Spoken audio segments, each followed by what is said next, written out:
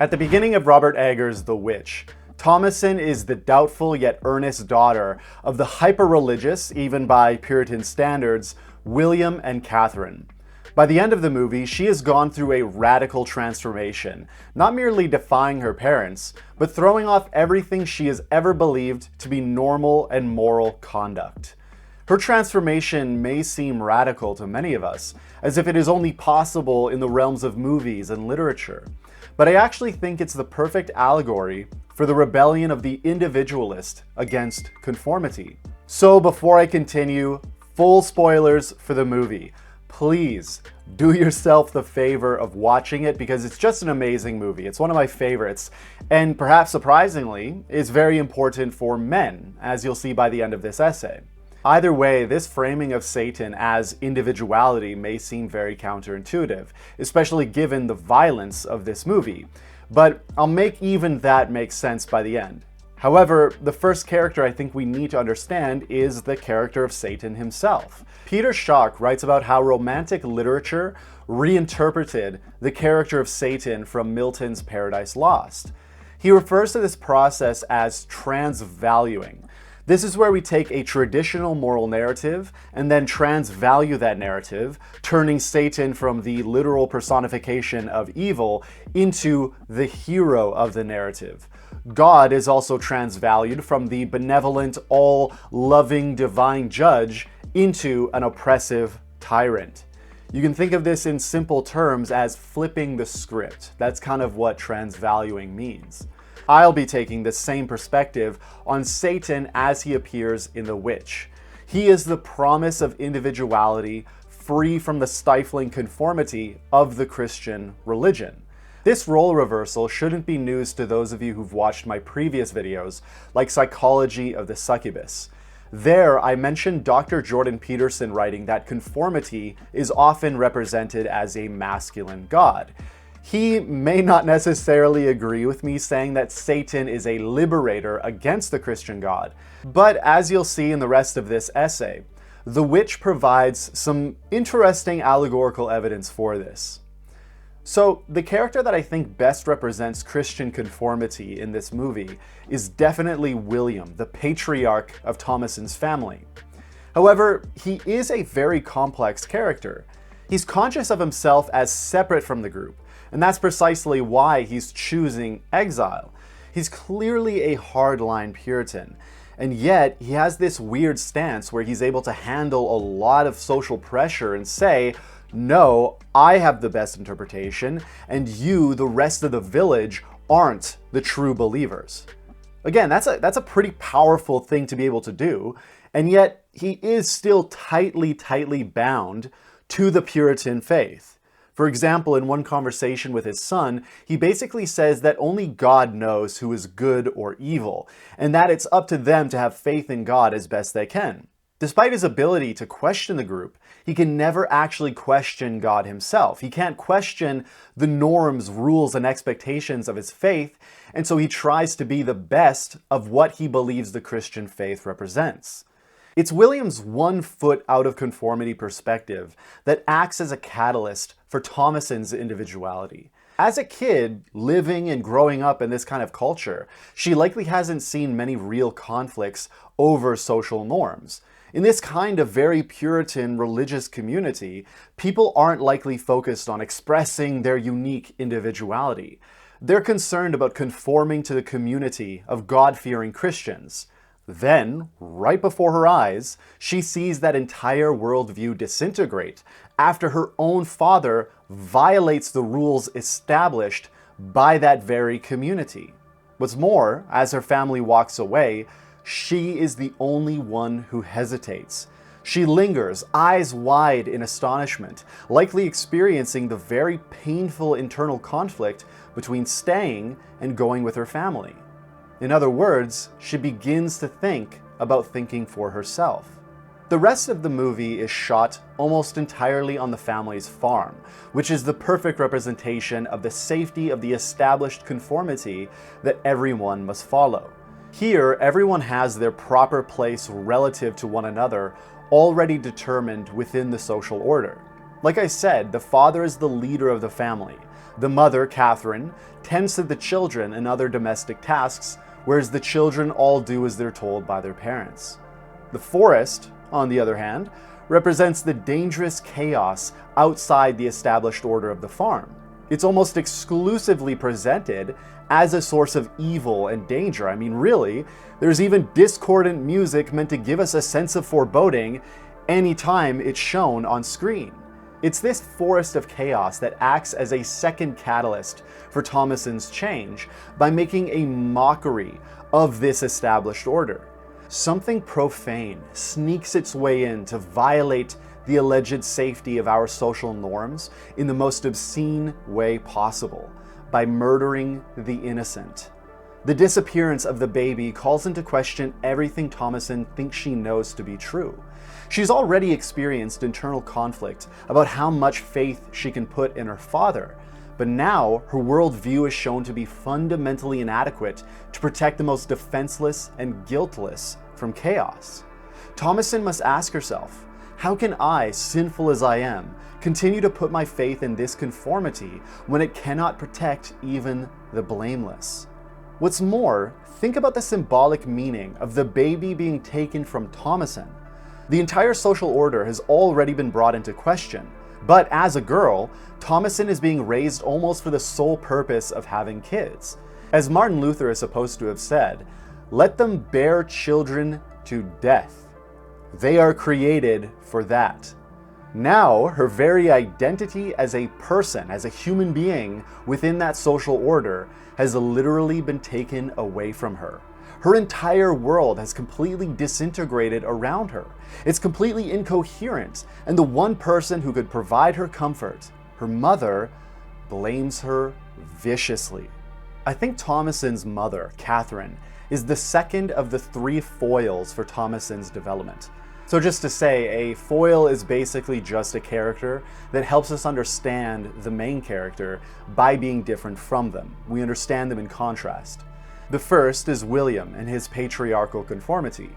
The second, Catherine, represents what Thomasin should have become within that patriarchal conformity: a mother. The fact that Catherine is so helpless in the face of her baby's disappearance represents beautifully the inadequacy of that conformity. The more desperately she prays, the more ineffective faith in conformity seems.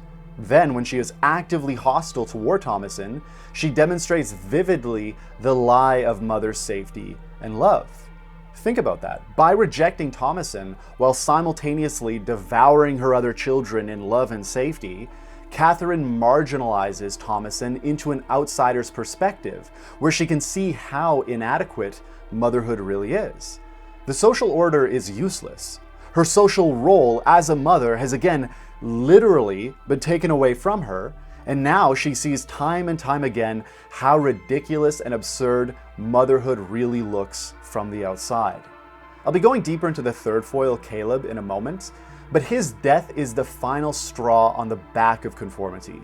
Catherine collapses completely into despair, falling into Caleb's grave. I don't know if there's a better way to symbolize the death of motherhood than that. And then, of course, we finally come to the character of Satan himself. Throughout the movie, we see William, again representing Christian patriarchal conformity, trying to grapple with the goat Black Phillip, who we later discover is Satan. At first, he succeeds at keeping individuality under control, but eventually William dies at the horns of Black Phillip. Conformity is helpless in the face of individuality's rebellion. At this point, the entire farm is destroyed. The crops are diseased, the patriarch is dead, and all that is left is the forest of chaos, ever present despite the illusions of safety that conformity had. However, in one final attempt to demand Thomasin's submission, motherhood attacks her in a frenzy. The promise of comfort, safety, and purpose that motherhood was supposed to provide is now unleashed fully as the false promise it really was. As Thomasin is quite literally smothered by the safety of the womb, Thomasin deals the final blow and kills her mother. She frees herself from the final demand on her agency as an individualist. She then summons Satan, individuality itself. She's liberated as an individualist and then walks proudly into the Dark Forest of Autonomy. Here you can see the transvaluing. Up to this point, we've seen the Dark Forest from the perspective of conformity. It's a place of danger and threat, a place where children aren't allowed to go alone, and even adults explore only with the safety of a rifle. As an individual though, Thomasin is naked of the social norms whose false safety held her back and made her unnecessarily afraid. She walks slowly, confidently into the Dark Forest.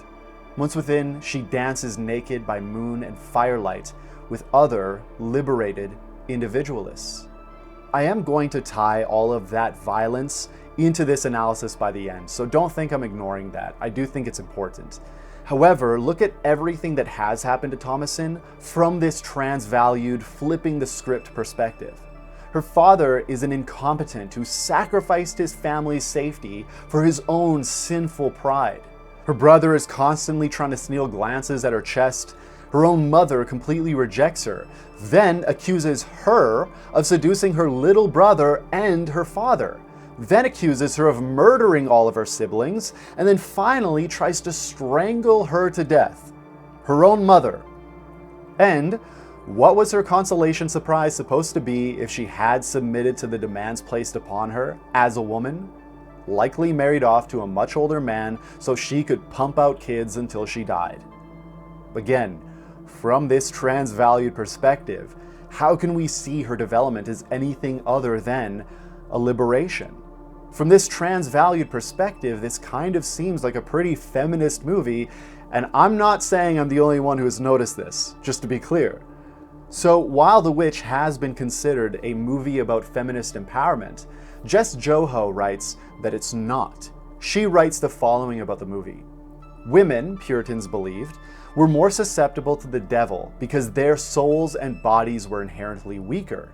So, rather than tell the easier, more typical modern witch story about female empowerment, The Witch tells the story of female anxiety and dread. I do appreciate her perspective, but I actually think the movie includes both perspectives, and this is precisely why I'll explain later that it's an important narrative for men. So, with that being said though, you may have noticed that I haven't yet mentioned The Witch. We've seen how Thomasin's individuality is defined by the process of becoming a witch after liberation by Satan. However, the role of the witch in the narrative is almost exclusively negative. Literally, she kidnaps a baby, mashes him up, and then rubs his mush on her skin. So, okay, let's try to make sense of that. In a book about the history of witches, Dr. Silvia Federici writes, "The accused witches were charged with sexual transgressions and reproductive crimes, such as infanticide and causing male impotence. And among the condemned, there were women who had achieved a certain degree of power in the community. Female sexuality was both seen as a social threat and a powerful economic force." She also writes elsewhere in the book that a witch was often enough a marginalized woman who had lost economic power during the rise of capitalism, and was basically needing to be gotten rid of. The opposite is of course also true, with powerful women being accused. Even today in Africa, older women and men who have a lot of capital are accused of being witches by their younger family members so that they can take their property. Like, actually, this same thing happens today. So, viewed from this perspective, who exactly is the witch in this movie? It isn't such a leap to say that, viewed symbolically, the mashing of the baby is a liberation from motherhood. I know this sounds bizarre, but that's kind of the point. The power of transvaluing is that with the profane, with the obscene and the satanic, we are able to see a new vision of morality. Obviously, mashing a baby is beyond the mere obscene, but again, that's the point. It's meant to show us that beyond the infant, there is a human being in that woman who is that woman, and she has worth beyond her ability to produce an infant. The extremity of the baby mashing to us is in some ways as extreme as a woman rejecting motherhood for the Puritans of this era. Again, it was so extreme that it led to such women being murdered as witches, as a danger to society in league with Satan, the personification of evil. To be clear, I don't mean to denigrate motherhood as something that is inherently oppressive. That's not my point. But remember back to the Martin Luther quote, "Let them bear children to death. They are created for that." Motherhood is great, but the point is that it's not what a woman should be reduced to. So yes, Jess Joho was pretty on the mark when she said that this is a story of female anxiety and dread. Is it any wonder that the witch has become a symbol of female empowerment? Satan is the gateway to individuality, but the witch herself is the individualist. As such, Thomasin becomes an individualist by becoming a witch through the transvaluing power of Satan, who is able to flip the oppressive norms of a patriarchal god on their head. With that said though, how does Thomasin's third foil, her little brother Caleb, fit into this narrative? Firstly, he represents the transition from pre-conformist to conformist. He's old enough to understand the rules and expectations that are being placed upon him, but he still has some issues following them. He's reaching the age where his biology is starting to activate, and I think this is best demonstrated through his relationship with his sister. Caleb repeatedly sneaks glances at Thomasin's body. Again, in early puberty, Caleb is likely just learning to put social norms above his biological needs that are also only just emerging. The fact that his inner conflict is between the satisfying of his sexuality and the very common social standard against incest clearly demonstrates this transition from pre-conformist to conformist. Unfortunately, he gives into lust and falls out of the established order into what he can only see as the chaos of the forest. Here, the witch represents the danger of female sexuality to men. If you remember from my video, Psychology of the Succubus, I had discussed Dr. Mary Eyer's history of the succubus as a mythological representation of the projection of male sexuality onto women. If you as a man are taught to view your sexuality as sinful, then the succubus, a demonic seductress, is an easy thing to blame for your sinful desires. Again, many of these people literally believed the succubus and witches actually existed. The witch is a natural evolution from the mythology of the succubus, except this time, her sexual power over men is punished by real execution. I've argued in my myth-making playlist that myths are the stories a culture uses to understand themselves and the world. The witch hunt is the perfect example for why a myth isn't just a fanciful story, but has very real consequences. The witch is the culmination of the denigration of the divine feminine by patriarchal culture, her demonization into the succubus, and finally into the mass murder of the witch. Now, in present day, the witch has become the natural symbol for the reclamation of women's individuality and power. But again, what exactly is the role that Caleb is playing here as a pre-conformist boy who loses the battle with lust? Caleb's demise is his inability to fully understand and live the social norms of incest and sexual propriety. He literally vomits up the fruit of the knowledge of good and evil, the apple. He's barely conformist, let alone being capable of transvaluing as an individualist. Transvalue what exactly? You have to have social norms to transvalue. To be an individualist, you must first have conformity. Point being, Caleb fails because he has not yet integrated conformity. He is swallowed up by lust and then spat back out, disheveled and naked, dominated by the female sexual power that conformity would have had him dominate. As a foil then, he demonstrates how Thomasin is a successful evolution beyond that conformity. She can swallow the fruit, so to speak, so she can challenge social norms through transvaluing and become her own individual.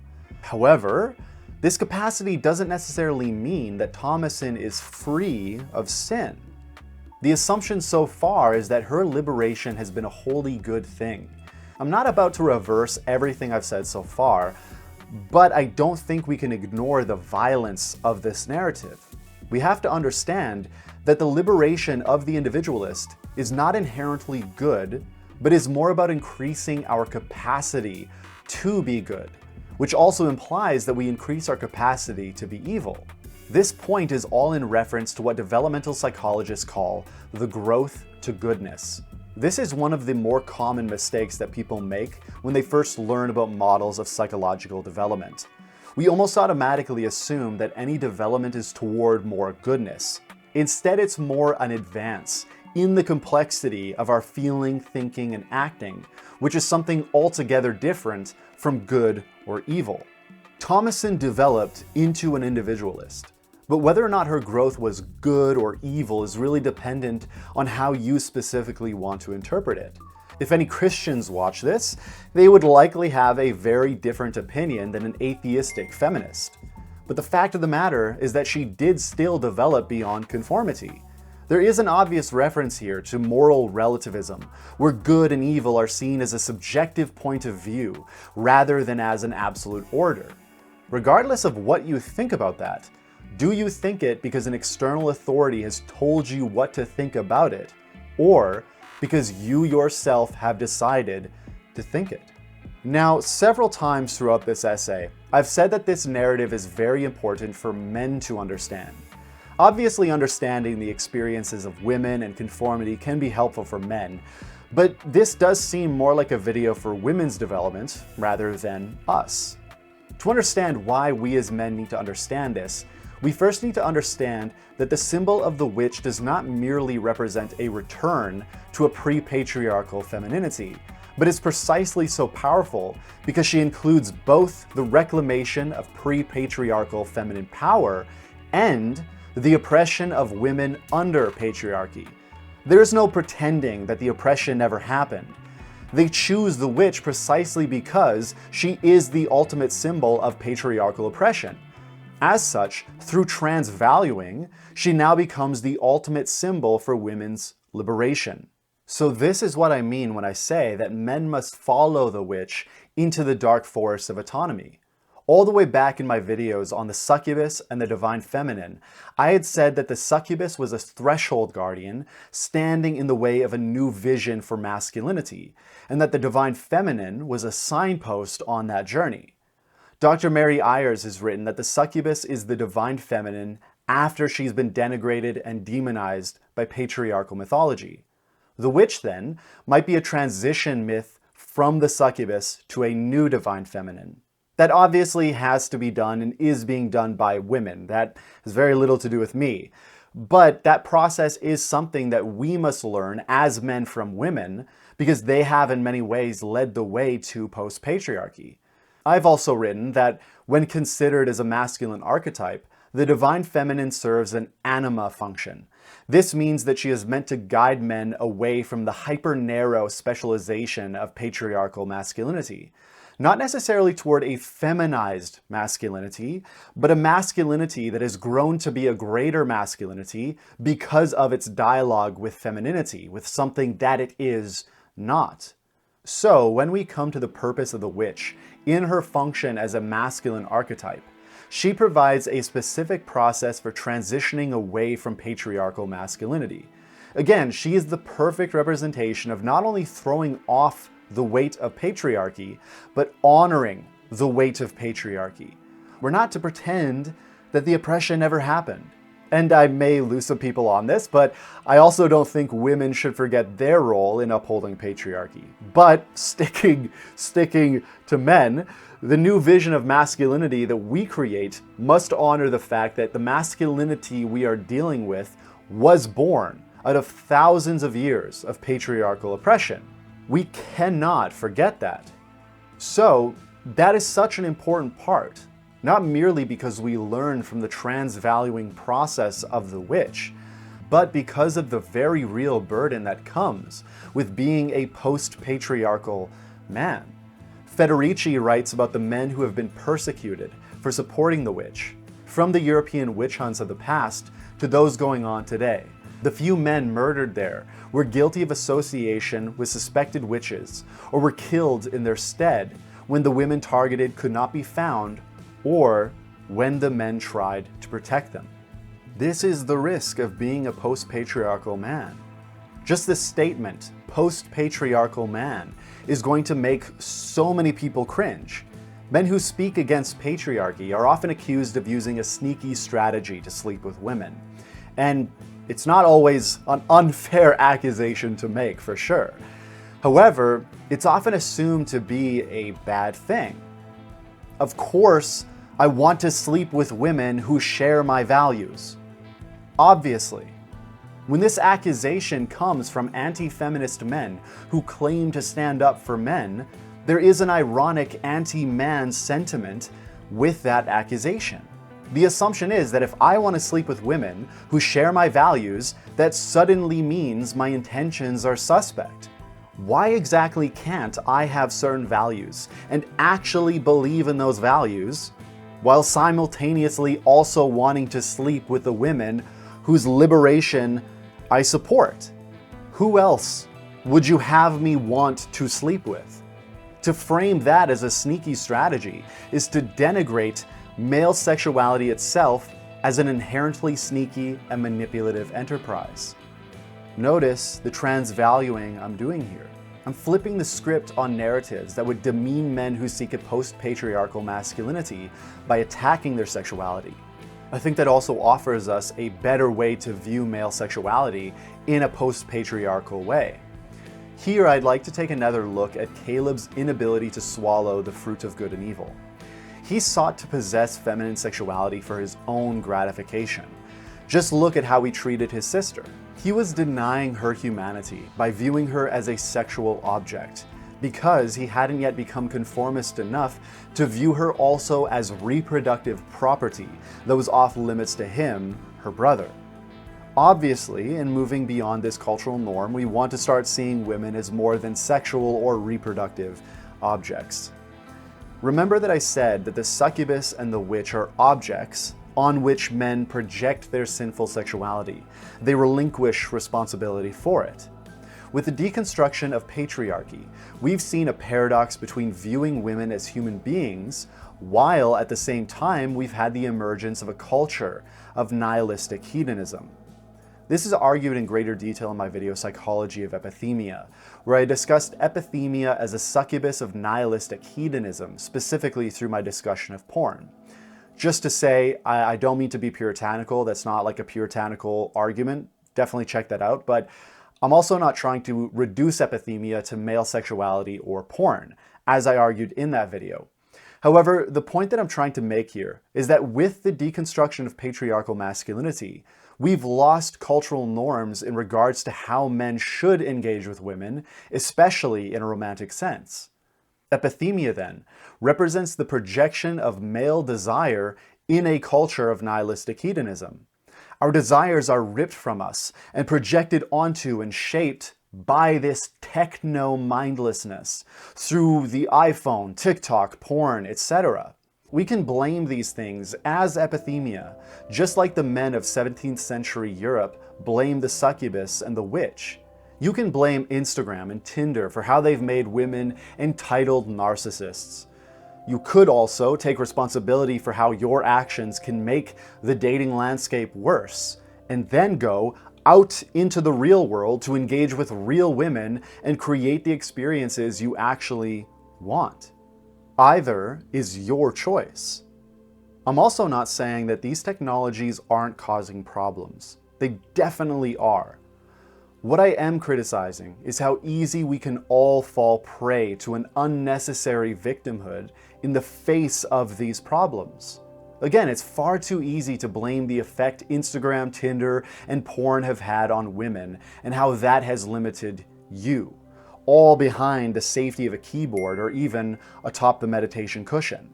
It's another thing entirely to actually get into the thick of the dating world and to realize the range of people of all genders that actually exist. However, I think part of that problem is the deconstruction of patriarchy and the inability of progressive masculinity to come up with a legitimate response to all of that. So many men have gone to red pill for solutions to their romantic issues because they are often the only ones offering anything that appears to be a legitimate solution, even if it's not. As I argued throughout my Psycho-Spiritual Prison playlist, women and feminism become a ready scapegoat for why they can't achieve the impossible goal red pill gives them. So let's tie this all back to the topic of this video.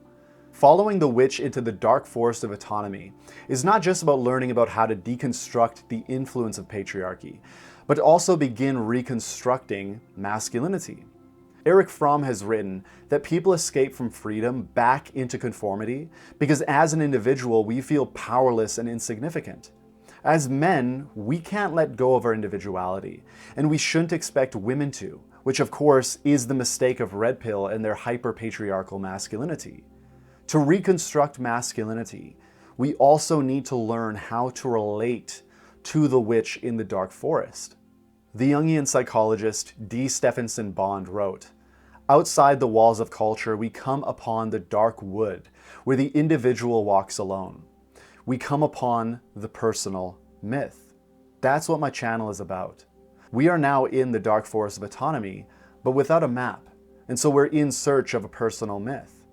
The next series that I'll be working on is to try to get a sense of the dark forest we find ourselves in, and to try to sketch out a way for you to create your own personal myth to guide you through it. Either way, that is more than enough for today. Thank you so much for your time and attention. Please hit the like button and subscribe for more conversations on masculinity, psychological development, and the cultivation of a personal myth. Thanks again, and all the best to you on whatever journey you find yourself on.